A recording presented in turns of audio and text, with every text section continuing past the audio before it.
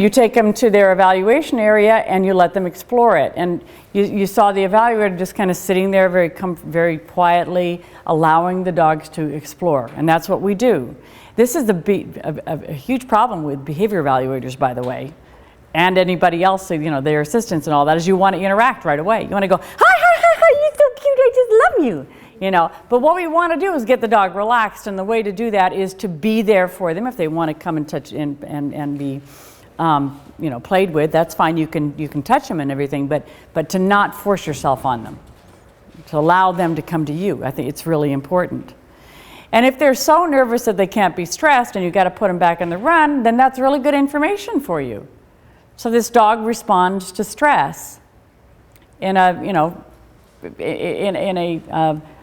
at a level which makes it uncomfortable for him to be handled or whatever, you know? So that's very good. And you can then take him out a little bit later. So we have a little pit bull in the kennel right now.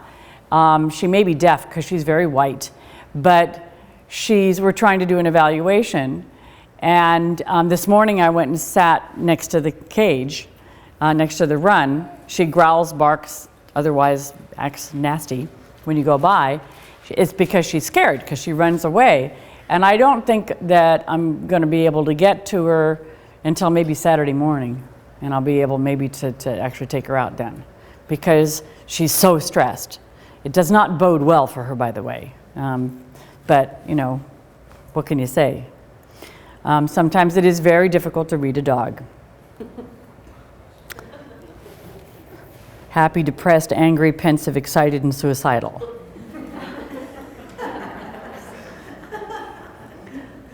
Some dogs, by the way, are very difficult to read. I always find it interesting. If you look at Strider's face, although I'm not going to wake him up, but if you look at Strider's face, he's got a very wolfy face. He's got prick ears. He's got eyeliner around his eyes. His muzzle is a different color from the rest of his face. All of these things were put on a wolf's face in order for them to communicate with other wolves. Makes sense, right? If you're a social being, you want to be able to say things. You want to be able to squint your eyes because I'm very friendly, or I want to be able to stare, and you have to see my eyes. So then our other dog, Luke, has black face with just a white stripe here. You can't even see his eyes when he's far away. You have no idea what his expression is. You just don't know. So you can't tell his intentions. You always know what Strider is thinking, and you always know what his intentions are. But, you know, with some dogs, mostly black dogs, you do not know what their intention is because you can't see. Can you imagine? I mean, if somebody just had a mask on and you could just see the little glow part of their eyes, you couldn't tell what they're thinking. In fact, that's one of the reasons why when people put masks on, it's scary for us. You can't read them. Or when they wear big dark glasses, or even dark glasses of any kind. You can't read their expression. You don't know what they're thinking. We're so used to being able to look at people's faces and know what they're thinking. Or not know what they're thinking, but think we know what they're thinking. Sometimes we hope we think that, well, anyway. So the people who do the evaluation should not have fed the dog, and they should not have established a friendly relationship just because we want to see how the dog does with the stranger. It's not that we don't want anybody to be friendly with the dogs. We always want people to be friendly with the dogs. But the evaluator should be as objective as possible. Should begin the evaluation with as few preconceptions as possible. And that's very difficult. Okay, so I'm going to take out the Rottweiler now. Yeah. Hi, Rottweiler, how are you? So, you know, the thing is, you have to know about breeds. So the more you know about breeds, the more you know what kind of behaviors to expect, the more sometimes you get a little bit nervous about what might occur. If you get one of the Belgians, especially the Belgian Malinois, they can be pretty fast when they decide to do something. Very, very fast. And the person should have enough experience with dogs that they can start to trust their own instincts and responses, which is pretty difficult. There are people in our CEBA class, the Canine Behavior Academy, who thinks that at the end of this academy they're going to be dog trainers or they're going to be evaluators or whatever, and it just doesn't happen. It takes time. I was stupid you know, 20 years ago when I set myself up as a dog trainer, because I trained my own dogs very nicely, which is what most dog trainers did. You know, oh, well, I can train dogs. Look, I got a CD and a CDX, and I know what I'm doing, and I'm really good at it. So I'm going to set myself up as a dog trainer. And then you meet this Malamute that bites the owner. And you go, oh, maybe I don't know very much about it. Maybe I don't know enough about Malamutes. Or a Belgian Shepherd that bit me on the hand. It would never happen today, because I would have been able to read the behavior. But, you know, that's what happens when you're young and stupid. Now, the most important thing you're going to do is observe the dog. And again, new evaluators have a problem with this because they want to get their hands on the dog right away.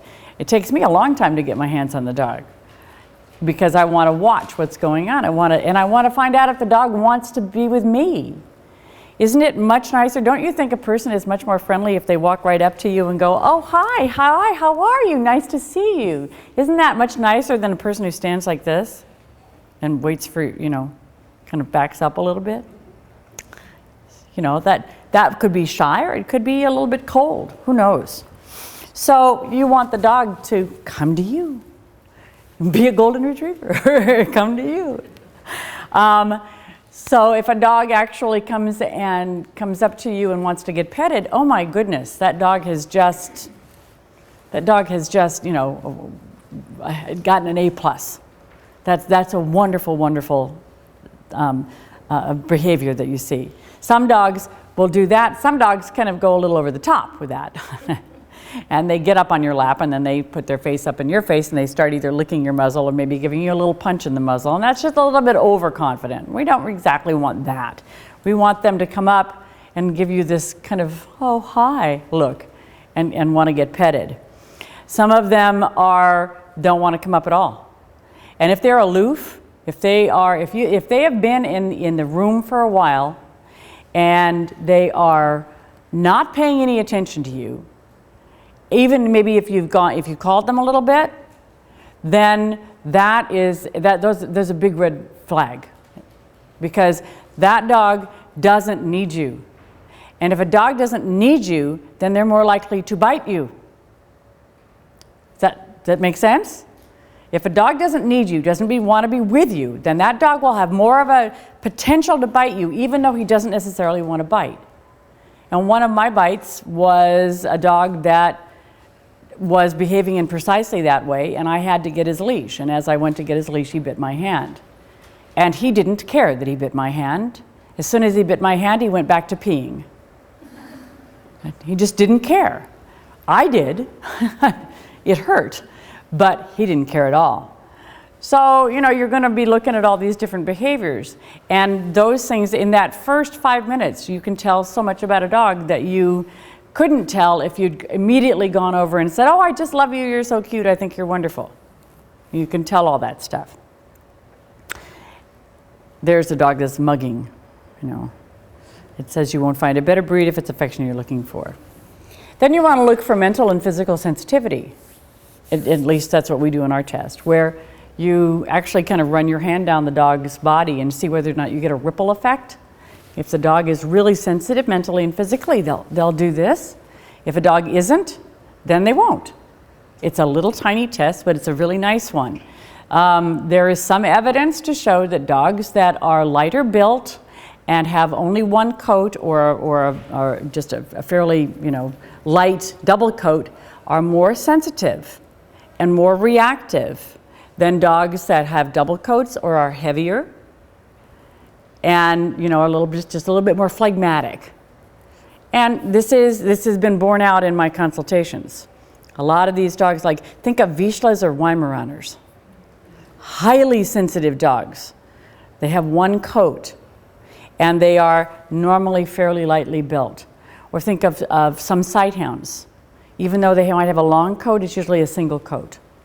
So, in fact, if you really want to look at antelope and cows, you know, and you can get a good idea of what it is. So you can actually get two dogs of the same breed, one of them very light and maybe light boned, and one heavier boned, and you'll get kind of more reactive behavior out of the light boned one. Now, of course, that's not always true, But it's true often enough so that it's something that you take into consideration.